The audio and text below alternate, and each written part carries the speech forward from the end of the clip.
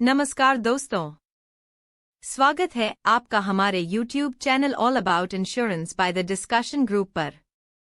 यहाँ पर आपको इंश्योरेंस पॉलिसी से जुड़ी हर छोटी बड़ी जानकारी सरल हिंदी में मिलेगी।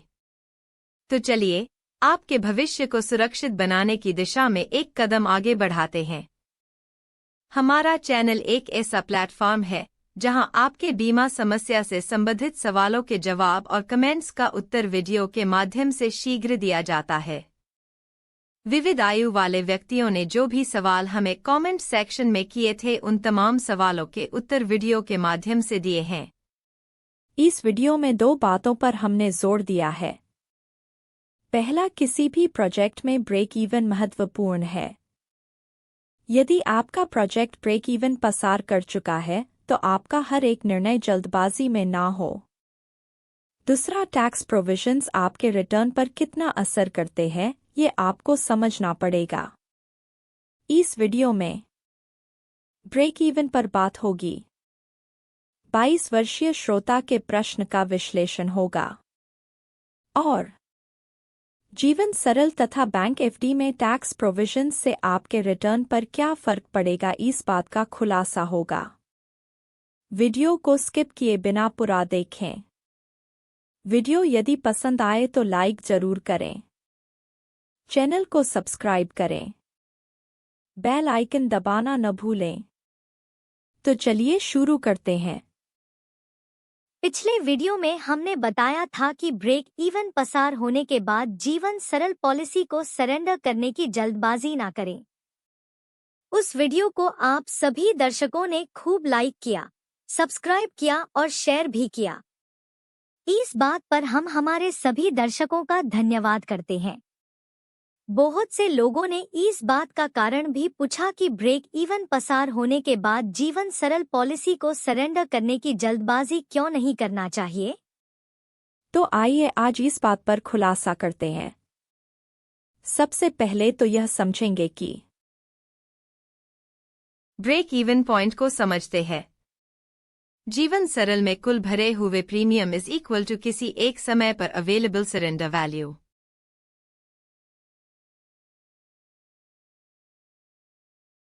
यदि प्रीमियम और बेनिफिट के ग्राफ को कंपेयर करते हैं तो पता चलेगा कि हर साल भरा गया प्रीमियम एक इक्वल राशि में है, इसलिए प्रीमियम की रेखा सीधी चल रही है। लेकिन बेनिफिट शुरू में प्रीमियम से कम है। फिर जैसे जैसे प्रीमियम भरा जाता है वैसे वैसे बेनिफिट भी बढ़ रहा है। एक वक्त में प्रीमियम और बेनिफिट की रेखाएं जुड़ जाती हैं, जिसे ब्रेक इवन पॉइंट कहते हैं। यहां से ग्रोथ की शुरुआत होती है। फिर बेनिफिट का ग्राफ बढ़ता ही जाता है। कम आयु वाली पॉलिसी में ब्रेक इवन जल्दी आएगा। हमने इस वीडियो में 2 परिस्थितियों की तुलना की है। पहला, यदि व्यक्ति जीवन सरल में कंटिन्यू करे तो क्या फायदा होगा, और दूसरा, अगर 2024 में पॉलिसी को सरेंडर करके अन्यत्र इन्वेस्ट करने से क्या फर्क पड़ेगा। इस विषय में 2024 से 2033 के बीच 9 वर्ष की तुलना की है। यहाँ हमने दोनों परिस्थितियों में से कौन से इन्वेस्टमेंट में टीडीएस कटेगा और टैक्स कटने के बाद कितना पैसा बचेगा, इस बात पर विचार किया है। हमारे एक 22 वर्षीय दर्शक ने जो प्रश्न कमेंट सेक्शन में रखा है, उसका ही ब्रेक इवन निकालकर उस पर जीवन सरल या बैंक एफडी दोनों का विश्लेषण किया है। तो आइए इनके सवाल पर एक नजर करते हैं। ये पूछ रहे हैं कि मैंने 35 वर्ष की टर्म के लिए रुपया 24,020 हर वर्ष के प्रीमियम के हिसाब से 22 वर्ष की आयु में 2012 में जीवन सरल पॉलिसी ले रखी है, तो मैच्योरिटी पर क्या मिलेगा। जैसा कि हमने अब तक के हमारे सारे वीडियोस में बताया है कि पॉलिसी मैच्योर होने पर जीवन सरल में मैच्योरिटी सम एश्योर्ड और लॉयल्टी एडिशन मिलता है। तो आइए अब इनकी गिनती कैसे होगी ये समझते हैं। ये है मैच्योरिटी सम एश्योर्ड का chart showing maturity sum assured पर ₹100 monthly premium of 250 sum assured. इस चार्ट में कॉलम में 3 वर्ष से शुरू होकर 35 वर्ष तक की टर्म के लिए मैच्योरिटी सम एश्योर्ड दी हुई है। यहाँ रॉ में 18 वर्ष से लेकर 60 वर्ष के बीच की आयु दी गई है। मतलब यह है कि जीवन सरल में एलिजिबिलिटी क्राइटेरिया देखें तो यह पॉलिसी 18 से लेकर 60 की आयु वाले को 3 से लेकर 35 की टर्म तक किसी एक टर्म का बेनिफिट पसंद करके उपलब्ध होगी। ये है लॉयल्टी एडिशन का चार्ट। यहाँ पर इनका एनुअल प्रीमियम ₹24,020 होने से 20,001 से 50,000 के स्लैब वाली लॉयल्टी एडिशन लागू होती है। तो चलिए इसे बेनिफिट चार्ट से समझते हैं। ये है flow chart showing periodical benefits. इन्होंने 2012 में जीवन सरल पॉलिसी करवाई थी, इसलिए पहला वर्ष 2013 में पूर्ण हो रहा है। 2012 में 35 वर्ष की टर्म के लिए जीवन सरल ली थी, इसलिए 2047 में पॉलिसी की मैच्योरिटी होगी। सबसे पहले इस पॉलिसी में भरा हुआ प्रीमियम चेक करते हैं। जैसा कि हमने पिछले वीडियोस में देखा है कि जीवन सरल में प्रीमियम की गिनती बड़ी आसान है। बीमा राशि को 250 से भागाकार करने से मंथली प्रीमियम आएगा। 5 लाख को 250 से भागाकार करने पर जवाब मिलेगा मंथली ₹2000 प्रीमियम। 2000 को 12 से गुणाकर करने पर ईयरली प्रीमियम आएगा ₹24,000। इस तरह बिना एक्सीडेंट बेनिफिट वाला प्रीमियम ₹24,000 आएगा। 2% रिबेट काटने पर यह ₹23,520 हो जाएगा।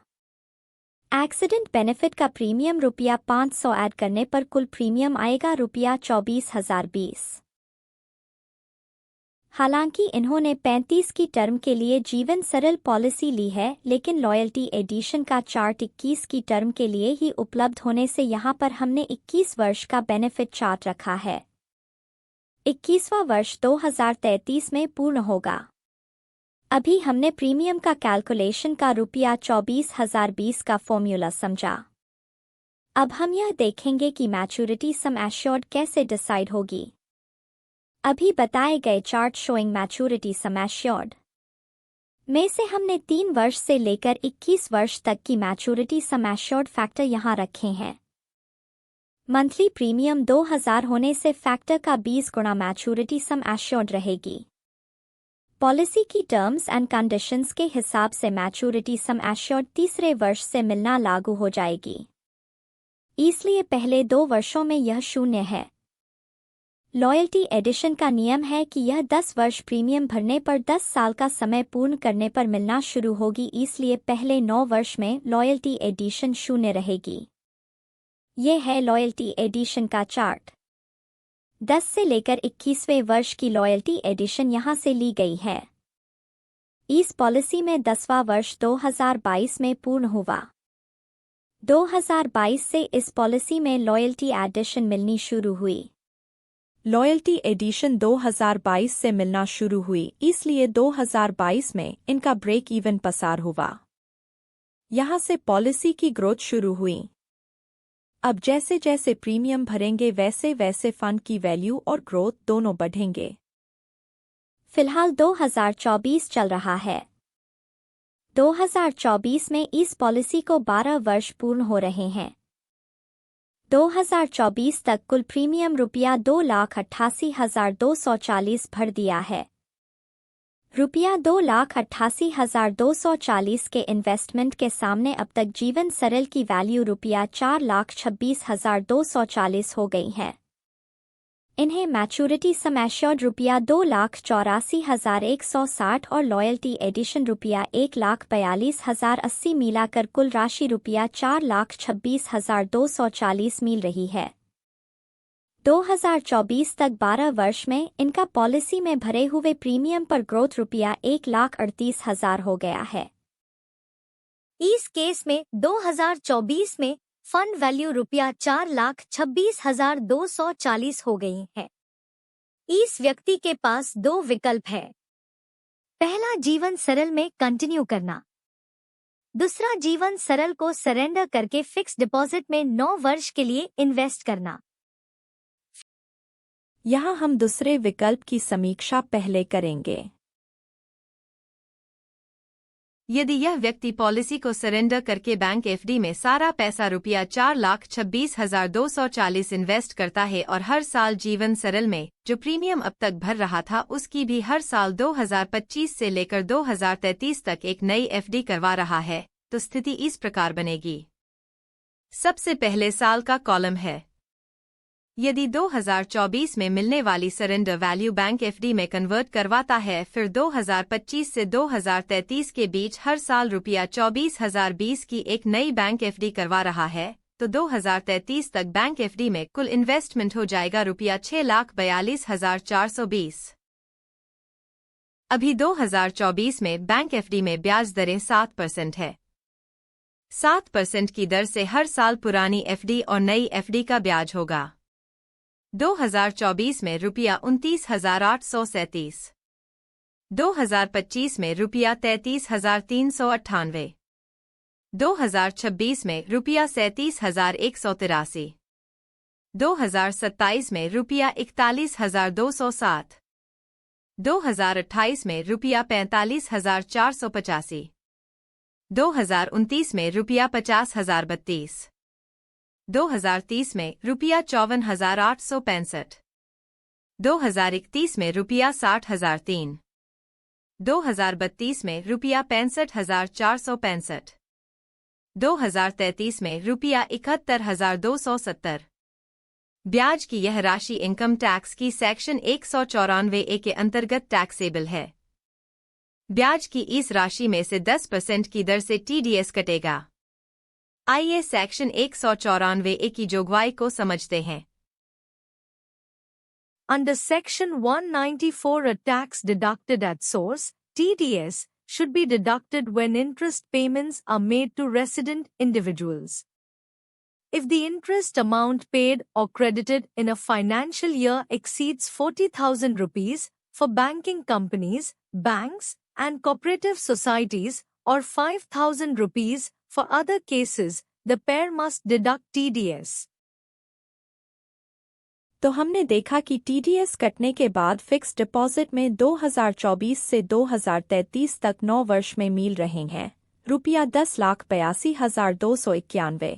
मान लेते हैं वह कि यह व्यक्ति जीवन सरल सरेंडर करके 2024 से बैंक एफडी में कन्वर्ट करने के बजाय यदि जीवन सरल में कंटिन्यू करते हैं तो 2024 के बाद जैसे जैसे प्रीमियम भरेंगे वैसे वैसे ग्रोथ बढ़ता जाएगा। इनकी पॉलिसी में 21 वर्ष 2033 में पूर्ण हो रहे हैं, इसलिए 2033 तक 21 वर्ष का कुल प्रीमियम रुपया 5,04,420 हो जाएगा। इन्हें कुल मैच्योरिटी की राशि मिलेगी रुपया 11,30,922। इस तरह 21 वर्ष में कुल भरे हुए प्रीमियम पर ग्रोथ होगा रुपया 6,26,502। ही जीवन सरल को कंटिन्यू करें तो जीवन सरल में 2033 तक 11,30,922 मिल रहे हैं। तो फिर आपके मन में सवाल पैदा होगा कि क्या जीवन सरल में टीडीएस नहीं कटेगा? इसका जवाब है नहीं। आयकर अधिनियम की धारा 10(10)D जीवन बीमा पॉलिसी दावे के माध्यम से प्राप्त बीमा राशि और अर्जित बोनस यदि कोई हो पर कर छूट की अनुमति देती है। धारा 10(10)D के तहत टैक्स एग्जेम्पशन लेने के नियम और शर्तें इस प्रकार है। यदि जीवन बीमा पॉलिसी 1 अप्रैल 2003 और 31 मार्च 2012 के बीच खरीदी गई है तो किसी भी वित्तीय वर्ष में भुगतान किया गया प्रीमियम बीमा राशि के 20% से अधिक नहीं होना चाहिए। यदि जीवन बीमा पॉलिसी 1 अप्रैल 2012 के बाद खरीदी गई है तो किसी भी वित्तीय वर्ष में भुगतान किया गया प्रीमियम बीमा राशि के 10% से अधिक नहीं होना चाहिए। इन्होंने जीवन सरल 2012 में रुपया 5 लाख की बीमा राशि के लिए ली है, जिसका 20% होता है रुपया 1 लाख। इनका वर्ष का कुल प्रीमियम रुपया 24,020 हो रहा है, जो 20% से कम है, इसलिए जीवन सरल की मैच्योरिटी टैक्स फ्री है। कुल मिलाकर सिचुएशन इस तरह बनती है। जीवन सरल की मैच्योरिटी सेक्शन 194D अंतर्गत टैक्स फ्री है। बैंक एफडी का ब्याज सेक्शन 194 अंतर्गत टैक्सेबल है। जीवन सरल की मैच्योरिटी पर कोई टीडीएस नहीं कटेगा। बैंक एफडी के ब्याज में से टीडीएस कटेगा। जीवन सरल में इंश्योरेंस एलिमेंट मंथली प्रीमियम का 250 गुना है, इसलिए डेथ के किस्से में नॉमिनी को विशेष राशि प्राप्त होगी। बैंक एफडी में इंश्योरेंस एलिमेंट नहीं है। जीवन सरल की मैच्योरिटी टैक्स फ्री होने से ₹11,30,922 मिल रहे हैं, जबकि बैंक एफडी पर ब्याज टैक्सेबल होने से ₹10,82,291 मिल रहे हैं। इस तरह टैक्स प्रोविजंस की वजह से बेनिफिट क्वांटम में फर्क पड़ेगा। Thanks for watching. चैनल को सब्सक्राइब करें। धन्यवाद।